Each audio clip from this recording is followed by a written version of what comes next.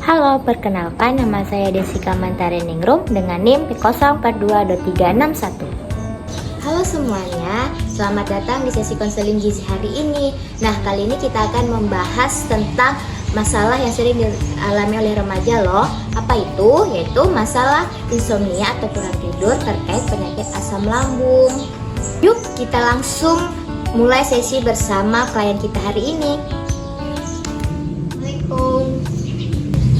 Waalaikumsalam, silakan masuk. Dan silakan duduk ya, Kak. Baik. Di sini klien dipersilahkan duduk dan menunggu masuk ke ruangan.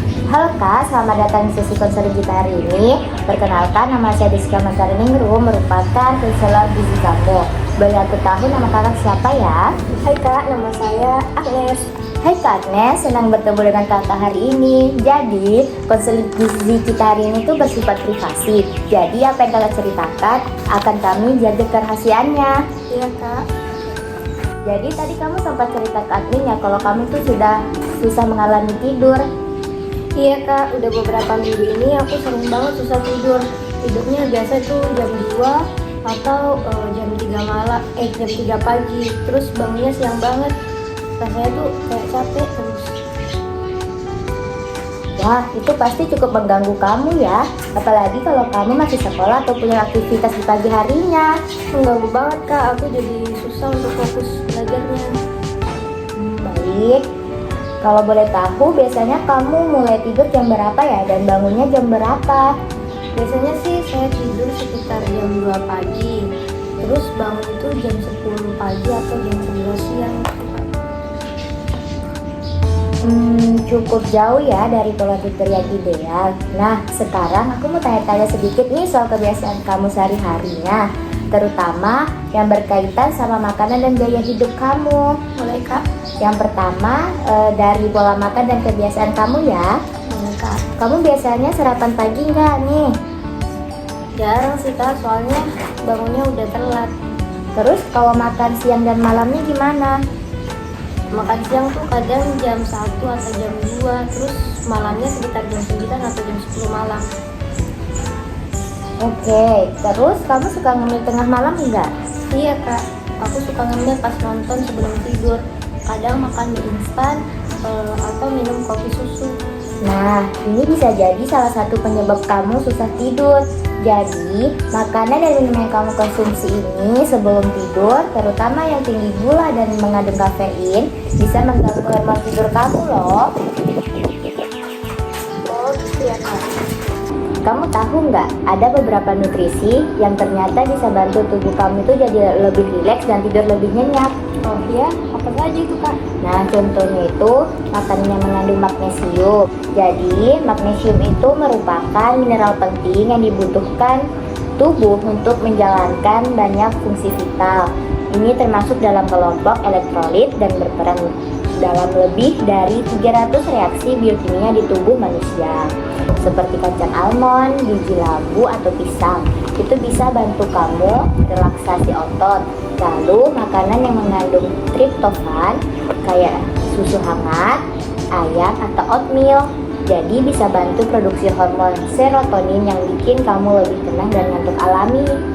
Wah, aku gak pernah kepikiran soal itu. Emang apa hormon serotonin? Nah, jadi hormon serotonin itu merupakan zat kimia yang membantu mengirim sinyal antar sel saraf di otak dan seluruh tubuh. Nah, fungsi utama serotonin ini mengatur suasana hati atau yang bisa disebut remaja-remaja sekarang itu dengan mood. Nah, yang kedua itu tidur, nafsu makan, dan pencernaan. Oh gitu ya Kak. Iya Kak, jadi gitu. Jadi bukan hanya soal jam makan, tapi juga apa yang kamu makan, terutama beberapa jam sebelum tidur. Jadi hindari minum kopi, minum teh, coklat, minuman energi, atau makanan tinggi gula menjelang malam ya. Tapi aku sih biasanya minum kopi sore atau malam sih, soalnya sambil ngerjain tugas. Nah, itu salah satu pemicunya loh. Kafein bisa bertahan di tubuh sampai 6-8 jam. Coba ganti dengan air putih atau susu hangat sebelum tidur. Baik Kak. Saya dengar dari admin, kakak juga punya keluhan penyakit lambung ya? Kalau boleh ceritakan sedikit, apa saja gejalanya kak?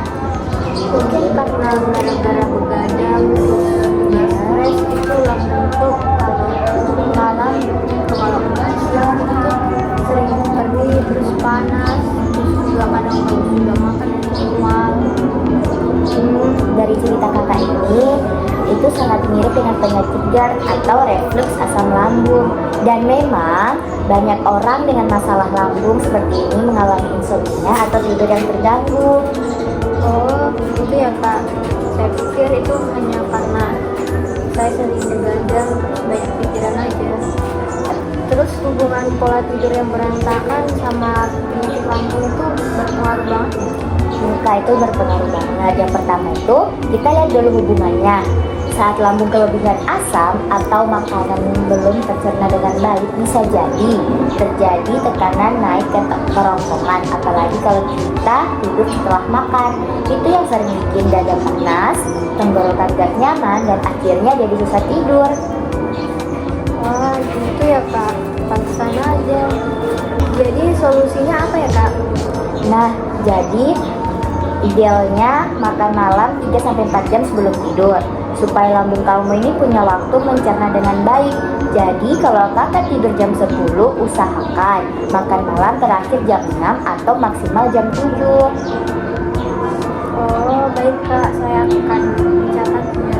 Terus makanan yang menyebabkan asam lambung itu apa saja kak?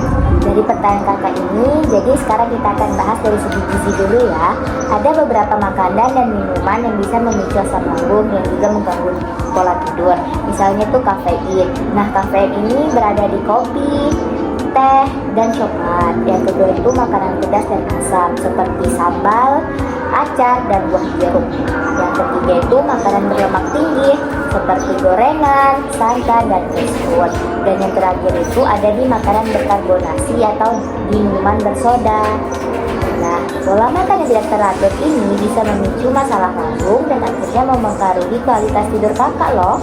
Oh gitu ya kak, ternyata selama ini saya mengonsumsi makanan yang salah. Iya, betul sekali. Kalau boleh dikurangi dulu ya kak, terutama hindari konsumsi kafein setelah jam 3 sore karena bisa bertahan lama di tubuh dan bikin nanti susah tidur. Baik kak, terus kak kalau misal sementara kambuh mata atau beratnya kambuh itu makanan apa yang bagus untuk dikonsumsi? Kan disebutkan tadi kak, makanan yang tidak diperbolehkan itu makanan yang pedas, makanan kecut atau asam, dan minuman bersoda. Nah, makanan yang boleh dikonsumsi itu makanan tinggi magnesium dan triptofan seperti pisang. Nah, kemudian oatmeal, susu hangat, dan kacang almond. Oh gitu ya kak, berarti boleh minum susu hangat sebelum tidur ya kak? Boleh sekali, tapi pastikan tidak terlalu dekat dengan waktu tidur kakak ya. Minum susu hangatnya itu 1-1,5 jam sebelum tidur cukup ideal. Dan pilih susu rendah lemak, kan katanya kakak tadi punya penyakit asam lambung. Oh gitu ya kak, oke kak.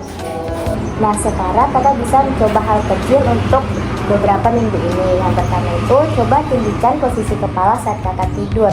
Kalau ini bisa bantu menjaga asam lambung kakak itu naik. Yang kedua itu, kelola stresnya kakak. Jangan stres sekali dalam melakukan kegiatan. Nah, yang ketiga itu, aktif bergerak di siang hari. Selanjutnya itu sarapan rutin. Nah, ini mulai bisa dicoba dengan makanan yang mengandung protein seperti telur rebus dan roti gandum. Kurangi makanan cepat saji. Nah, kemudian yang terakhir itu batasi screen time dan buat rutinitas sebelum tidur seperti journaling atau baca buku ya kak. Oh iya kak, berarti kalau saya tidur itu bantalnya cuma 1, mungkin bisa ditambah lagi ya? Ya, itu betul sekali. Boleh coba 2 bantal atau posisi miring kiri ya kak. Itu bisa bantu mengurangi tekanan lambungnya kakak. Baik kak. Jadi kak, kita bisa evaluasi lagi dalam 1-2 minggu ke depan ya. Jadi bagaimana, apakah kakak bisa merasa ini bisa dicoba dulu? Iya, saya merasa lebih jelas sekarang. Banyak yang selama ini ternyata saya abaikan. Saya akan coba atur makan dan gaya hidup saya dulu.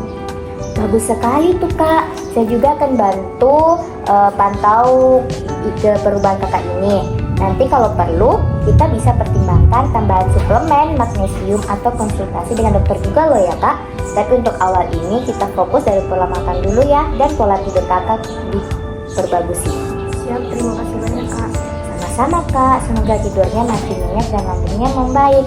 Makasih banyak ya Kak penjelasannya. Sama-sama ya Kak Agnes, kamu hebat karena udah mau peduli sama kesehatan sendiri. Sampai jumpa di sesi selanjutnya ya Kak. Nah itu tadi sesi konseling gizi bersama Kak Agnes tentang masalah insomnia berkaitan dengan penyakit asam lambung. Jika kalian mempunyai masalah serupa, yuk kita ubah pola tidur dan pola makan sedikit demi sedikit. Sampai jumpa di sesi selanjutnya.